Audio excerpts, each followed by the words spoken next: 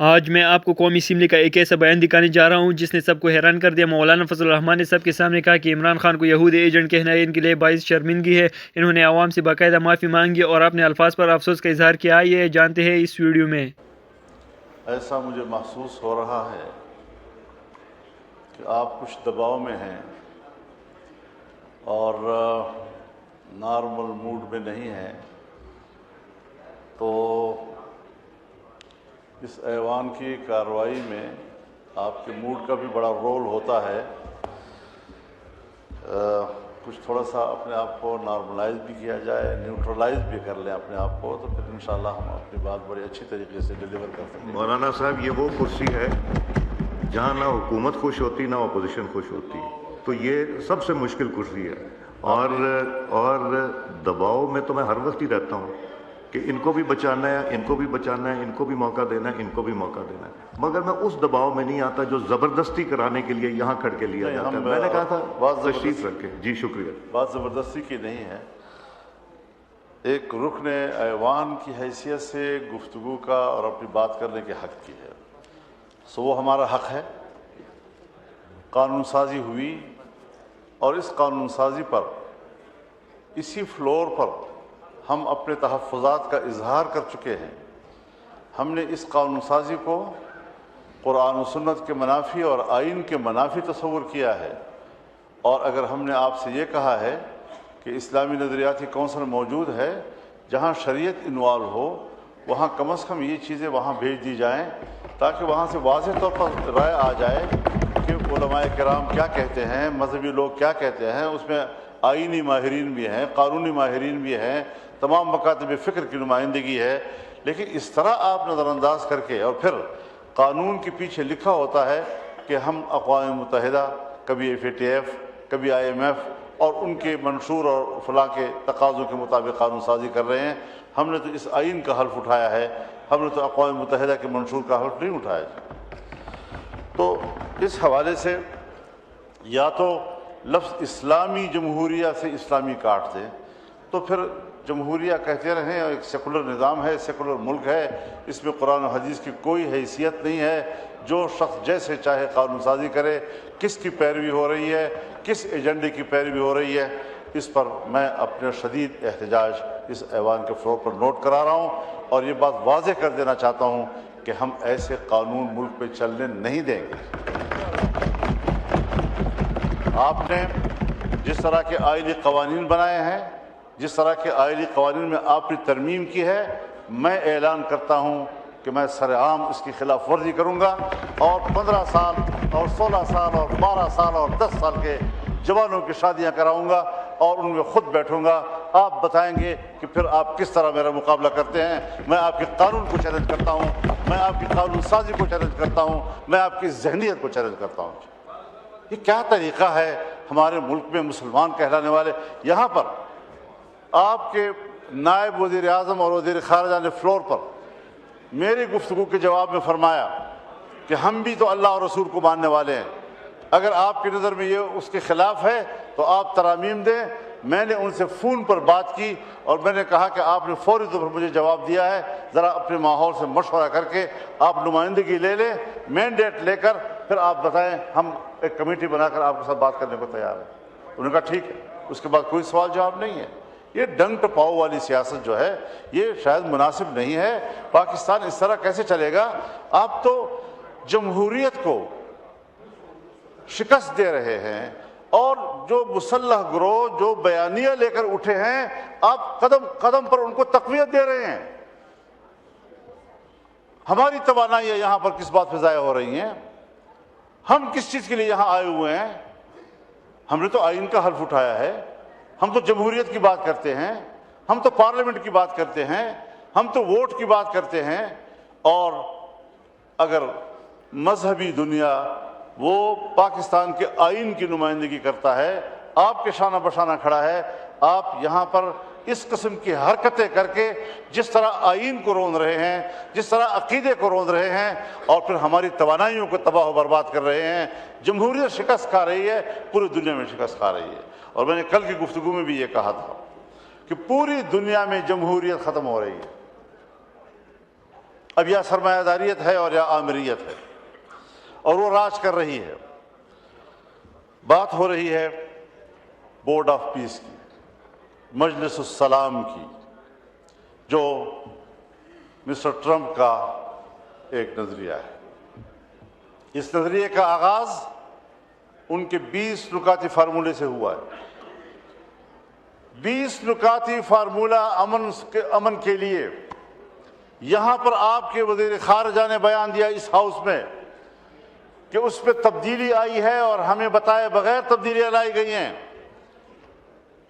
جب ہمارا اس پر اعتراض ہو گیا، فلور پر ہم نے اپنی قوم سے کہا، نمائندگان قوم سے کہا، اس کے بعد پھر آنکھیں بند کر کے وہاں چلے جانا اور ان کے 20 نکات کو قبول کرنے کا کیا تصور پیدا ہو سکتا ہے؟ کہیں کوئی ضمیر، کہیں کوئی ایک خود اعتمادی اپنے اوپر، کبھی اپنے ملک اور قوم پر خود اعتمادی، اور آج ہم اس میں جا رہے ہیں۔ آپ مجھے بتائیں کہ کیا ٹرمپ نے نہیں کہا اور کل کی تقریر میں نہیں کہا ہے اکنامک فورم پر کہ اگر حماس غیر مسلح نہیں ہوتا تو ان کا وہی حشر کیا جائے گا جو لبنان میں حزب اللہ کا کیا گیا؟ تو لبنان میں حزب اللہ پر حملہ اسرائیل نے کیا تھا، یعنی وہ فلسطینیوں کی قوت مزاحمت کو تو ختم کرنا چاہتا ہے اور اسرائیل کی قوت جارحیت کو تقویت دے رہا ہے۔ اور آج تک جتنے معاہدات ہوئے ہیں ان تمام معاہدات کی تاریخ پڑھ لیں، اس میں انہوں نے فلسطین کو سکیڑا ہے اور اسرائیل کو سپیس دیا ہے، مسلسل سپیس دیا ہے اس کو۔ ہم ایسے حالات میں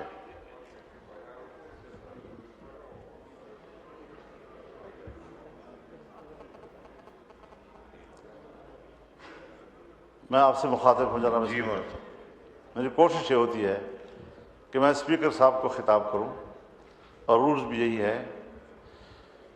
تو بنیادی بات یہ ہے کہ جہاں دھمکیاں ہیں، اگر ایسا کیا گیا تو میں ایسا کر دوں گا، ان کی ایسی تیسی پھیر دوں گا، تباہ و برباد کر دوں گا، کیا یہ صلح کی آغاز ہے؟ دنیا میں امن قائم کرنا، غزہ میں امن قائم کرنا، فلسطین میں امن قائم کرنا۔ افغانستان آئے امن کے لیے آ رہے، 20 سال تک اینٹ سے اینٹ بجا دی اس کی۔ عراق میں آئے امن قائم کرنے کے لیے آئے ہیں، عراق کی اینٹ سے اینٹ بجا دیا آپ نے۔ لیبیا میں آئے ہم امن کے لیے آئے ہیں، لیبیا کو تباہ و برباد کر دیا، منقسم کر دیا، آج وہاں کوئی نظام موجود نہیں ہے۔ اسلامی دنیا کو اس وقت اس سے ٹارگٹ بنایا ہوا ہے، اور اگر یہ اسرائیل لبنان سے ہوتا ہوا، شام سے ہوتا ہوا، اب ایران پر بھی حملہ ہوگا تو اس کے بعد اسرائیل تفتان پر آپ کے سرحد پہ کھڑا ہو جائے گا۔ کبھی سوچا ہے ہم نے، کبھی اس ایوان نے سوچا ہے کہ یہ پیش رفت کہاں ہو رہی ہے؟ یہ پیش رفت آپ کی سرحدات کی طرف ہو رہی ہے، پاکستان کی سرحدات کی طرف ہو رہی ہے۔ اور میں یاد دلانا چاہتا ہوں، ایک بار پھر اس ایوان کو یاد دلانا چاہتا ہوں کہ جب اسرائیل وجود میں آیا تو اس کے پہلے صدر نے جو پہلا خارجہ پالیسی سٹیٹمنٹ دیا، اس پہ اس نے کہا کہ ہماری خارجہ پالیسی کی اساس ایک نوزائیدہ اسلامی ملک کا خاتمہ ہوگا۔ سو ان کے عزائم اس کی پیدائش کے دن سے آپ کے خلاف واضح ہیں۔ آپ نے ان کو ناجائز، مغرب کا ناجائز بچہ کہا، اس نے کہا میرا سیاسی زندگی کا آغاز اس مقصد کے لیے ہوگا کہ اس نوزائیدہ ملک کا خاتمہ کروں۔ ان کے ارادے بھی واضح ہیں، آپ کی سوچ بھی واضح ہے۔ اس کے بعد ہم آنکھیں بند کر کے دوڑ جاتے ہیں اور سیاسی قوت ہو ایک ہی جگہ پر دوڑ رہے ہوتے ہیں تاکہ ہم کسی طریقے سے اس بت کو راضی کر سکیں۔ اللہ کے مقابلے میں آج تم ایک ٹرمپ بت کو راضی کرنے کے میں لگے ہوئے ہو، اس سے بڑا شرک اور نہیں ہو سکتا۔ پاکستان کو اگر بچائے گا تو اللہ کی ذات بچائے گا، اگر پاکستان کو بچائے گا یہ 99 صفات अल्लाह के ज़मानत देंगे, खुदा की कसम अमेरिका ने आपके बंगाल को भी नहीं बचाया, और आज अगर ये मुल्क टूटेगा तब भी आपको नहीं बचाएगा।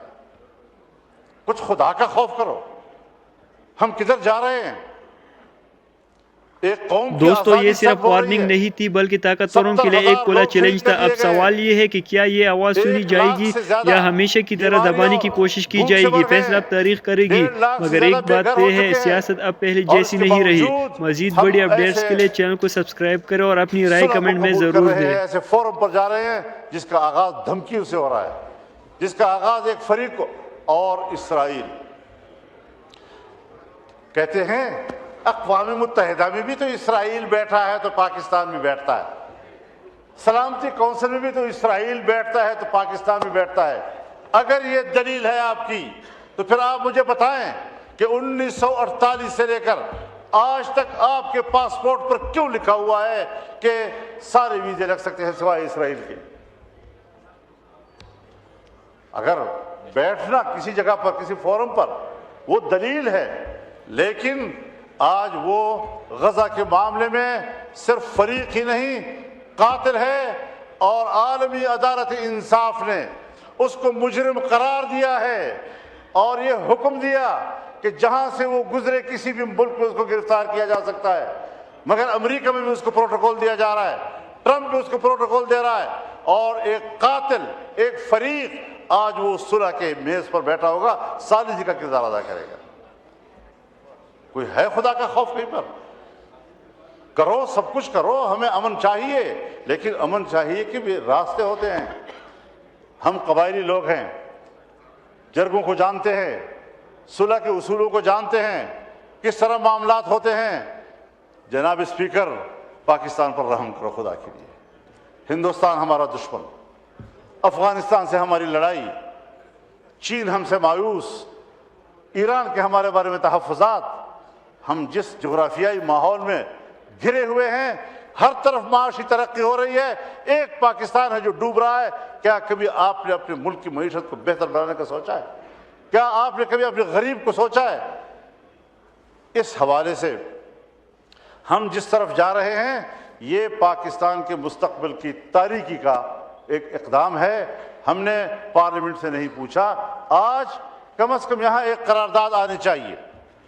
जनाब स्पीकर, अगर हमारे अंदर ज़मीर है, मैं हुकूमत से भी कहना चाहता हूँ, आप भी पाकिस्तानी हैं, अपोजिशन से भी कहना चाहता हूँ, हम सब एक कौम हैं, कम से कम इन शराइत की बुनियाद पर बोर्ड ऑफ पीस को पार्लियामेंट आज मुस्तरद कर दे। अगर प्राइम मिनिस्टर साहब गए हैं, उन्होंने इस ऐवान को एतमाद में नहीं लिया, उन्होंने अपनी काबीना को एतमाद में नहीं लिया, क्यों चले गए हैं इतने बड़े मसले के ऊपर?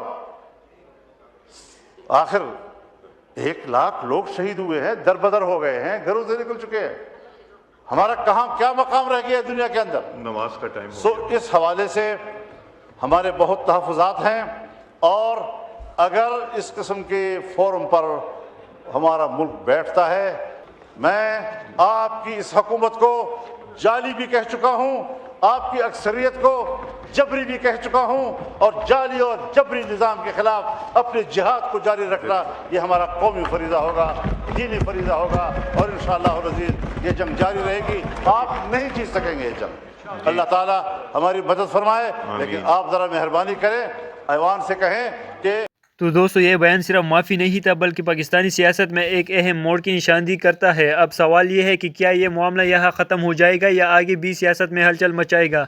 अपनी राय कमेंट में ज़रूर दें और मज़ीद अहम अपडेट्स के लिए चैनल को सब्सक्राइब करें।